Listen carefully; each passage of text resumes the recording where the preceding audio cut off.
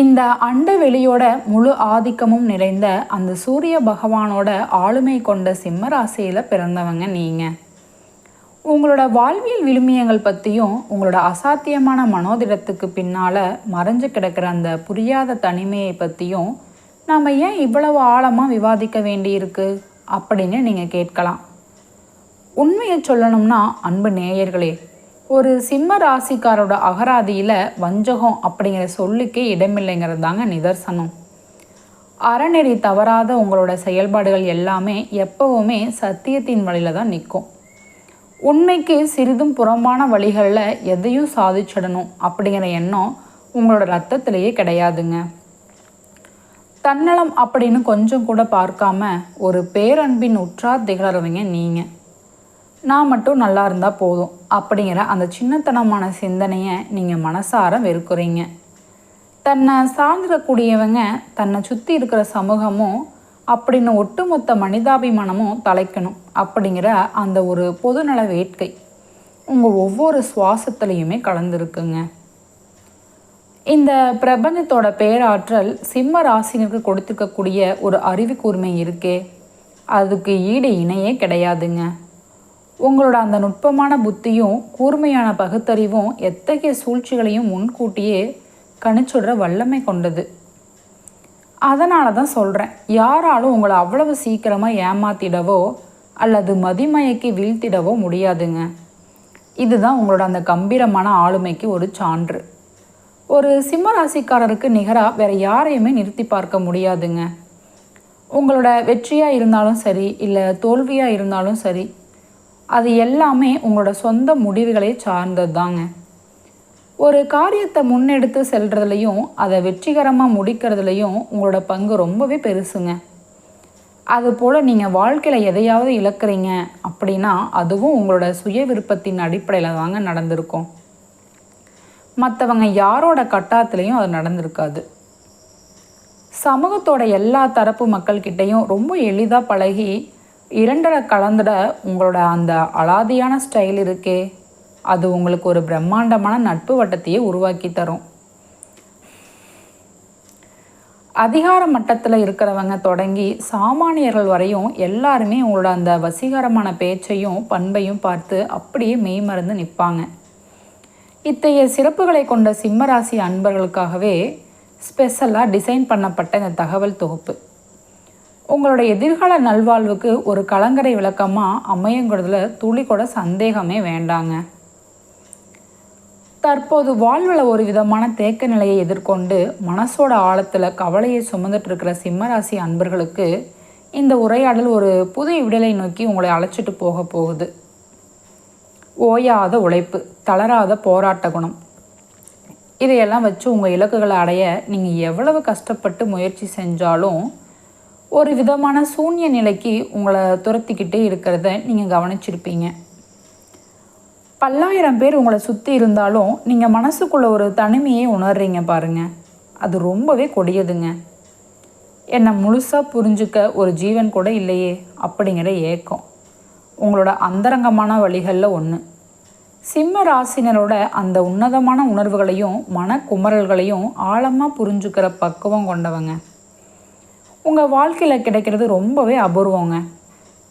இவ்வளவு பலமும் புத்திசாலித்தனமும் உங்களுக்குள்ளே இருந்தும் கூட ஒரு சின்ன அங்கீகாரத்துக்காகவும் உண்மையான புரிதலுக்காகவும் நீங்கள் ஏங்குகிற அந்த தருணங்கள் உங்கள் வாழ்க்கை பயணத்தோட ஒரு நிழல் பக்கமாகவே தொடர்ந்து வருதுங்க. எல்லாராலையும் சூழப்பட்டிருந்தாலும் ஏன் ஒரு சிம்ம ராசிக்காரர் மட்டும் தார்மீக ரீதியான ஒரு தனிமை பெருவெளியிலே தள்ளப்படுகிறார் அப்படிங்கிற கேள்வி உங்களுக்கும் இருக்கலாம். முக்கியமாக உங்களோட நல்ல குணங்களை உணராத உறவுகள் பற்றி நம்ம ரொம்ப ஆழமாக சிந்திக்கணும்.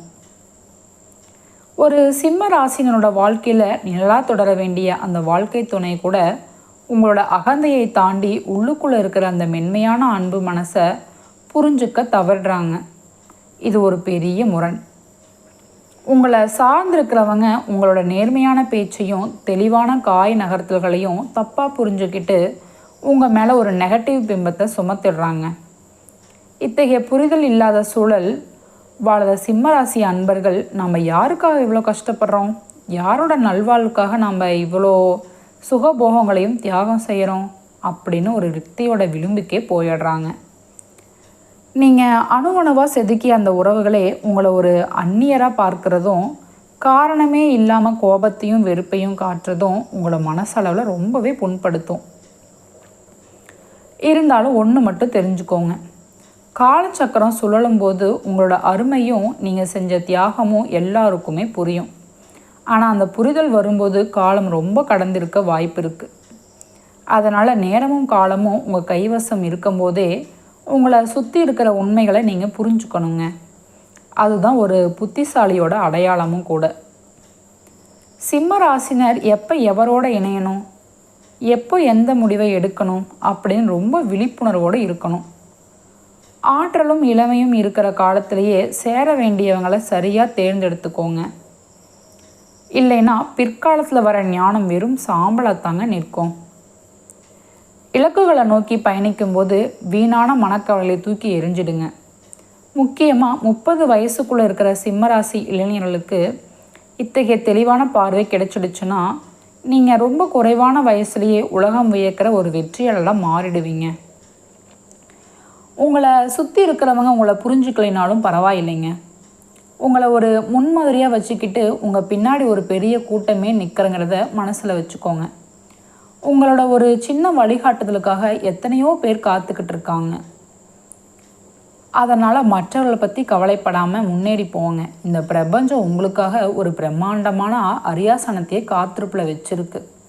உங்கள் உள்ளொளி காட்டுற பாதையில் நீங்கள் பயணம் செய்யும்போது இன்றைக்கி உங்களை வேணான்னு சொன்னவங்க கூட நாளைக்கு உங்களை தேடி வருவாங்க. சிம்ம ராசினரோட அந்த அசாத்தியமான ஆளுமை திறன் ஏன் எப்பவுமே விமர்சனத்துக்கு உள்ளாகுது? மற்றவங்களோட அங்கீகாரத்துக்காக நீங்கள் ஏன் இவ்வளவு கஷ்டப்படணும் அப்படின்னு நீங்கள் நினைக்கலாம். ஒரு சிம்ம ராசிக்காரர்கள் வெற்றி அடையிறப்ப அந்த வெற்றியால் எத்தனையோ குடும்பங்கள் வாழும் என்பதுதான் மறைக்க முடியாத ஒரு உண்மை. உங்களோட உயர்வு ஒரு மனிதன உயர்வு கிடையாது, அது ஒரு சமூகத்தோட எழுச்சி. ஆனால் துரதிருஷ்டவசமாக மற்றவங்க என்ன நினைப்பாங்க அப்படிங்கிற அந்த ஒரு சின்ன தயக்கம் உங்கள் இலக்குகளையே மழுங்கடிக்குதுங்க. எல்லாருக்கும் பிடிச்ச ஒரு நல்லவராக உங்களால் எப்பவுமே இருக்க முடியாதுங்கிறத முதல்ல புரிஞ்சுக்கோங்க. உங்களோட அந்த உண்மை முகவரி என்னங்கிறது காலம் ஒரு நாள் மற்றவங்களுக்கு உறக்க சொல்லும். ஒவ்வொருத்தர்கிட்டையும் போய்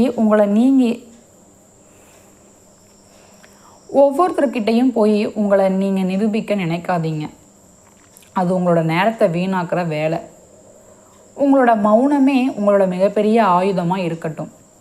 இப்போ நீங்கள் அனுபவிக்கிற அந்த மன சோர்வும் ஒரு விதமான நிலை கொள்ளாத தன்மையும் அஷ்டமச்சனியின் ஆதிக்கத்தால் வர ஒரு தற்காலிகமான நிகழ்தாங்க. தூக்கமின்மையும் மனக்குழப்பங்களும் உங்களை சாதிக்க விடாமல் தடுக்கலாம். ஆனால் இதுக்கெல்லாம் இடம் கொடுத்தாத உங்கள் பயணத்தை நிறுத்திடாதீங்க. வாழ்க்கையில் எல்லாம் முடிஞ்சு போச்சுன்னு நீங்கள் நினைக்கிற அந்த துயரமான தருணத்தில் தான் அந்த இறைசக்தி உங்களுக்கு ஒரு வழிகாட்டும். எவன் ஒருவன் எல்லாவற்றையும் இழந்து ஒரு சூன்ய நிலையில் நிற்கிறானோ அவன்தான் எல்லாத்தையும் திரும்ப பெற தகுதியானவனாக மாறுறாங்க. அதனால் சிம்மராசி அன்பர்களே, மனக்கவலையை விடுங்க. இந்த பிரபஞ்சம் உங்களுக்காக தான் படைக்கப்பட்டிருக்கு. உங்கள் மேலே நீங்கள் நம்பிக்கை வைக்கிற அந்த நிமிஷமே தோள்கள் எல்லாம் வெற்றியாக மாறுங்க. நீங்கள் இந்த உலகத்தை ஆள பிறந்தாங்க. ஒரு ஆளுமைங்கிறது மறக்காதீங்க. உங்களோட ஆளுமைங்கிறது ஒரு எரிமலை மாதிரி. வெளியில் அமைதியாக தெரிஞ்சாலும் உள்ளுக்குள்ளே ஒரு பிரம்மாண்டமான ஆற்றலை சுமந்துட்டுருக்கீங்க.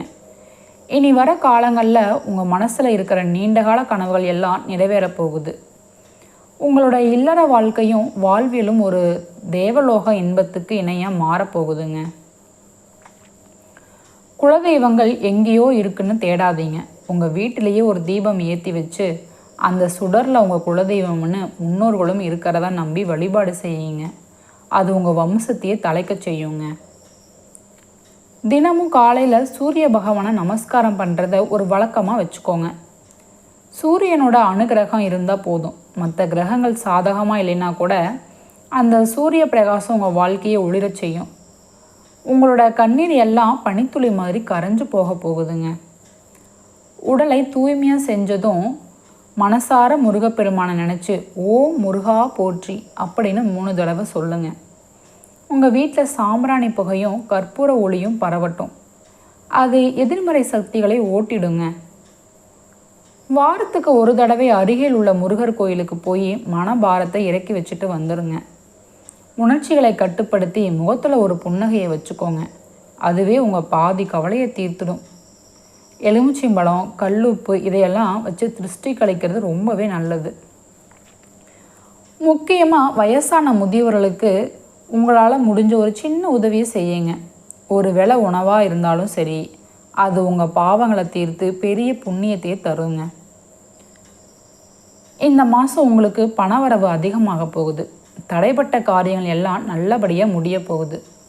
புது வாகனம், வீடு வாங்குகிற யோகம் கூட கைக்கூடி வருங்க. தொழிலில் லாபம் இரட்டிப்பாக போகிற மாதமாக இது அமைய போகுது. இத்தனை சிறப்புகளையும் பெறப்போகிற சிம்மராசி அன்பர்களே, எல்லாரும் நல்லா இருக்கணும்னு நினைக்கிற உங்களோட அந்த தாராள மனசுக்கு இந்த பிரபஞ்சம் எல்லா நன்மைகளையும் வாரி வழங்கும். எதற்கும் கலங்காதீங்க.